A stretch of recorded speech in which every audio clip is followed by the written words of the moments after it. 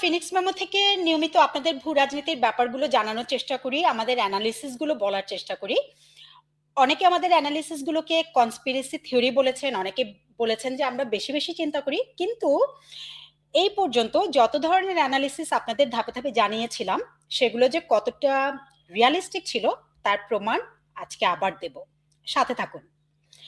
তো গত ডিসেম্বরের 1 তারিখে 2025 সালের ডিসেম্বরের 1 তারিখে একজন সিনিয়র মার্কিন কূটনৈতিক কয়েকজন নারী সাংবাদিককে মার্কিন দূতাবাসে ডেকে কিছু কথা বলেছেন, এবং সেখান থেকে সে আলোচনার একটি অংশ আমাদের সকলের নজরে আসে, যেটি নিয়ে ওয়াশিংটন পোস্ট পরে রিপোর্ট করেছে। তো সেটি নিয়ে আপনাদের বলছি। তো এই গোপন মিটিং এর আলোচনায় কি ছিল, যতটুকু আমাদের কাছে হাতে এসছে সেখান থেকে আমরা কি জানতে পারি। গোপন মিটিং এর মূল উদ্দেশ্য ছিল জামাতের হাতে কেন এদেশের শাসন ক্ষমতা যাওয়া দরকার তার জাস্টিফিকেশন দেওয়া। 3 থেকে 4% জনসমর্থনের একটি দলকে জাস্টিফাই করতে গিয়ে গত 1.5 বছরের পরিস্থিতিকে পজিটিভ হিসেবে দেখানোর দরকার ছিল এই মার্কিন কূটনৈতিকের। তিনি সেটা করেছেন, এবং সময়ের প্রয়োজনে ও সময়ের সাথে সাথে কিভাবে জামাতি যে এখন আমাদের একমাত্র আশ্রয়স্থল হয়ে উঠেছে এবং হয়ে উঠতে পারে সেটি দেখানো, সেটি বোঝানো, এটাই ছিল এই গোপন মিটিং এর মূল উদ্দেশ্য। সর্বোপরি কেন তারা, মানে আমেরিকা কেন জামাতকে ক্ষমতায় চায়, তাদের সাথে কাজ করতে চায়, সেটা তারা বলেছে।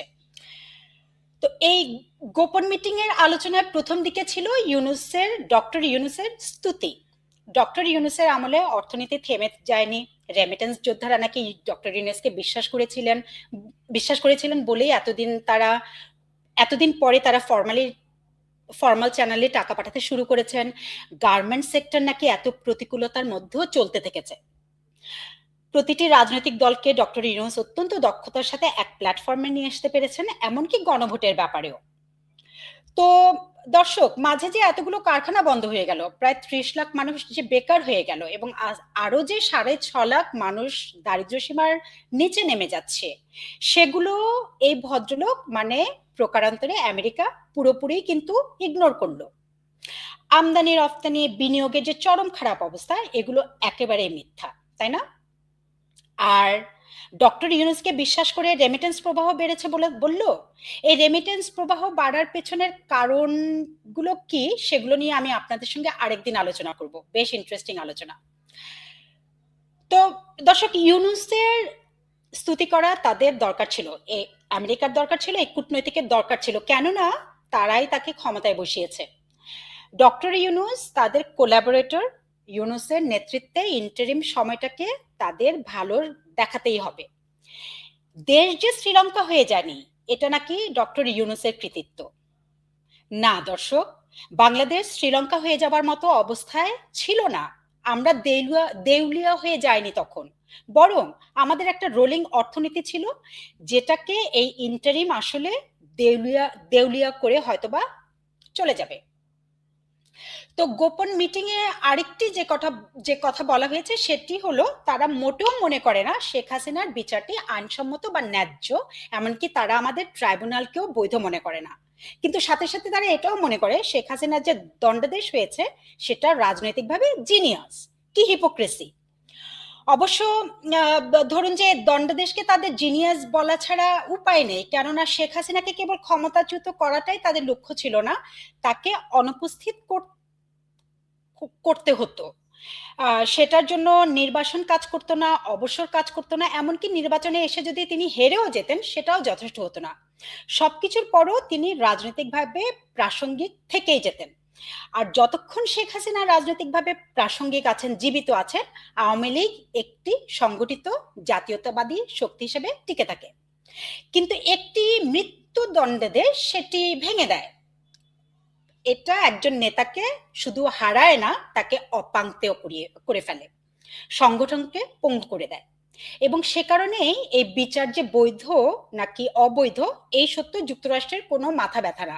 আইন এখানে তাদের কোনো লক্ষ্যই না, লক্ষ্য শেখ হাসিনাকে নিষ্ক্রিয় দেখানো। এ কারণে তাদের বলতে হচ্ছে শেখ হাসিনার দণ্ডাদেশ রাজনৈতিকভাবে জিনিয়াস। সুতরাং এই দণ্ডাদেশকে জিনিয়াস বলার মাধ্যমে তারা কি বোঝালো? তারা বোঝালো রাজনৈতিক অঙ্গনে এখন আওয়ামী লীগ নেই, অপ্রাসঙ্গিক।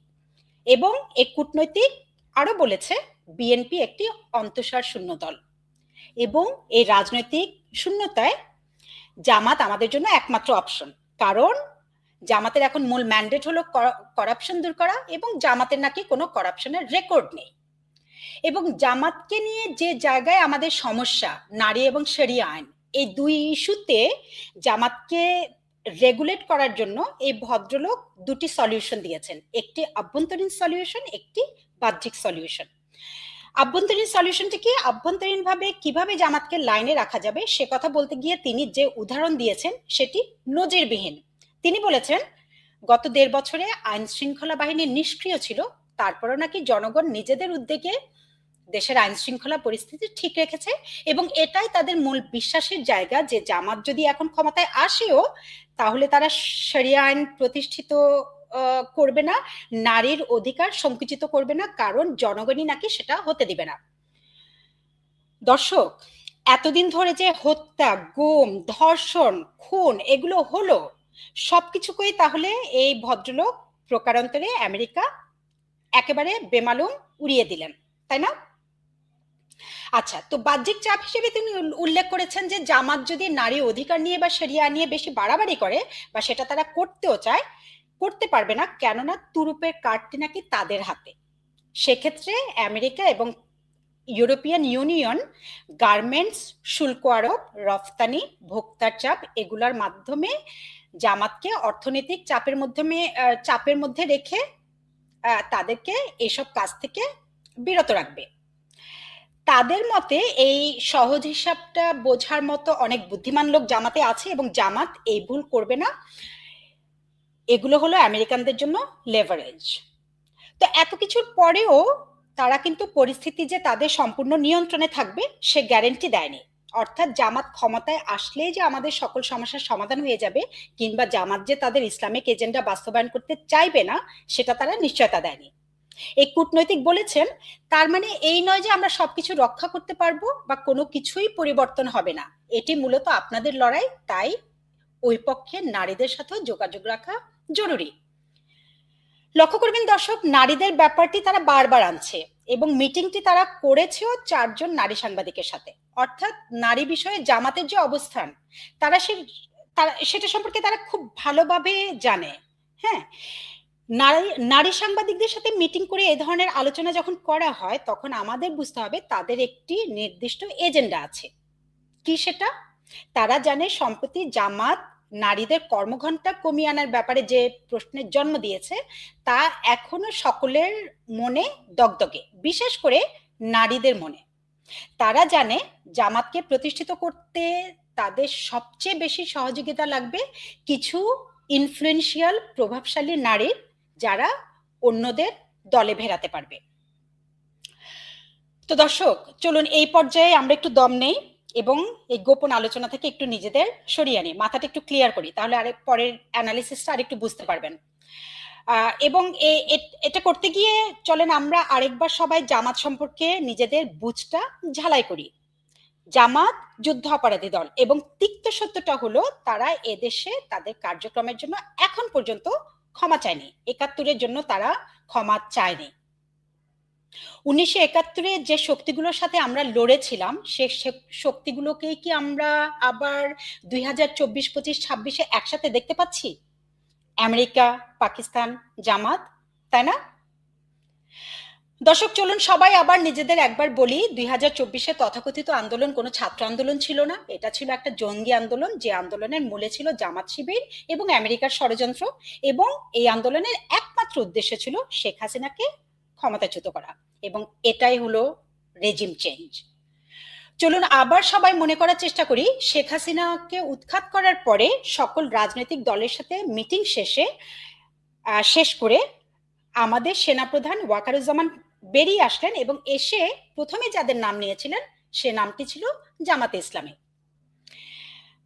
আপনারা যারা এখনো ২০২৪-এর আন্দোলনে জামাতের সক্রিয় ভূমিকাকে এবং আমেরিকার ভূমিকাকে অস্বীকার করতে চাইছেন, ২০২৪-এর তথাকথিত আন্দোলনকে কোটা আন্দোলন এবং ছাত্র আন্দোলন হিসেবে মনে করছেন, শেখ হাসিনার নির্দেশে সকল হত্যাকাণ্ড হয়েছে সেটা ভাবছেন, এই গোপন মিটিং এর আলোচনা শোনার পরে এখন আপনাদের কি মনে হচ্ছে? আপনাদের জন্য একটু করুণা। তো যাই হোক, এখন আসি মেইন আলোচনায়।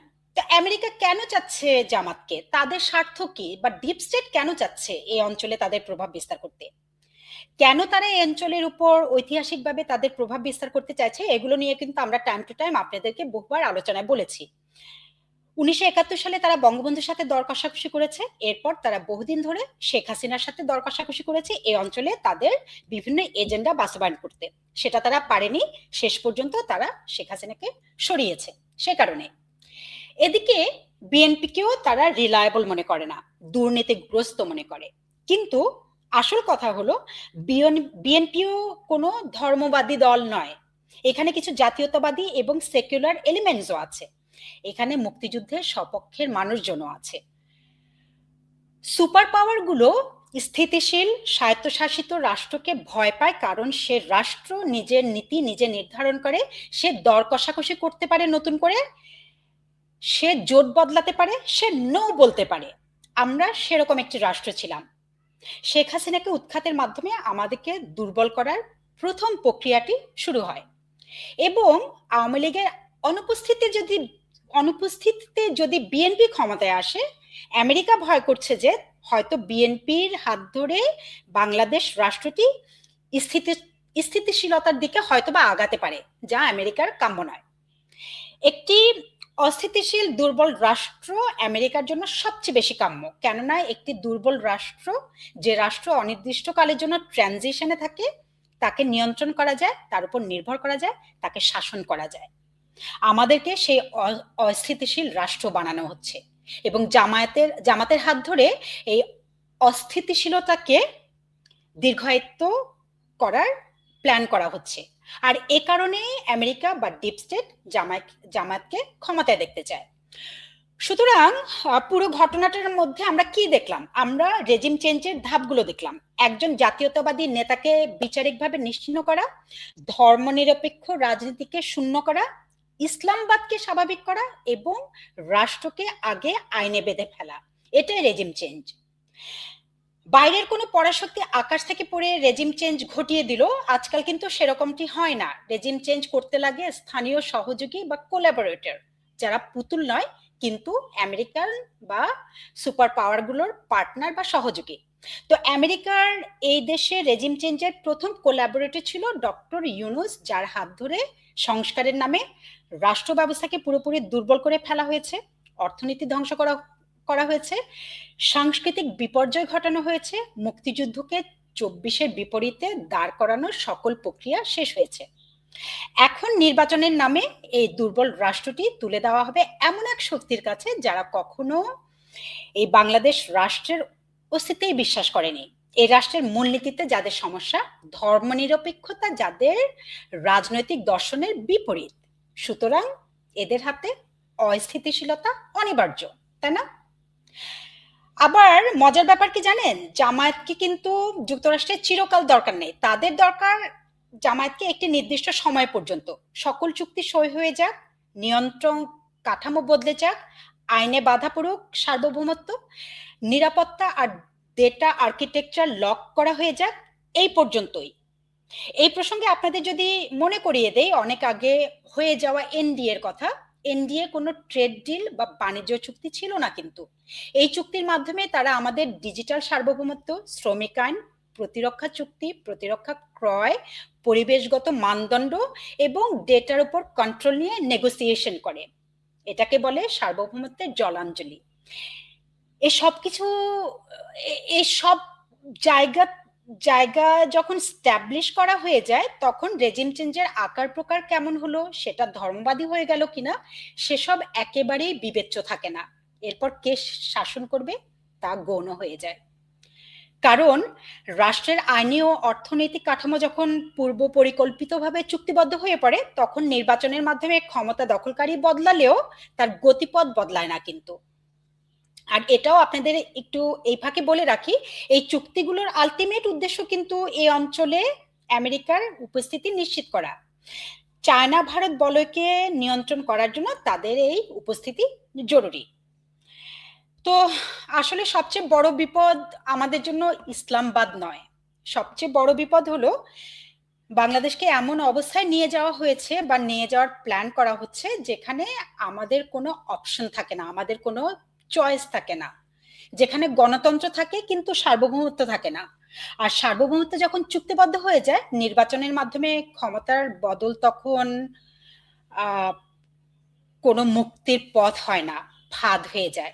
আমরা সেই ফাঁদের দিকে এগিয়ে যাচ্ছি। কিন্তু এরপরও বলি জয় বাংলা, কারণ ওখানেই আমাদের সার্বভৌম অসাম্প্রদায়িক জাতীয়তাবাদের স্টেবিলিটি, ওটাকেই ওদের সবচেয়ে বড় ভয়, ওই শক্তিকেই ওদের ভয়। সুতরাং সবাই বলি চলুন জয় বাংলা।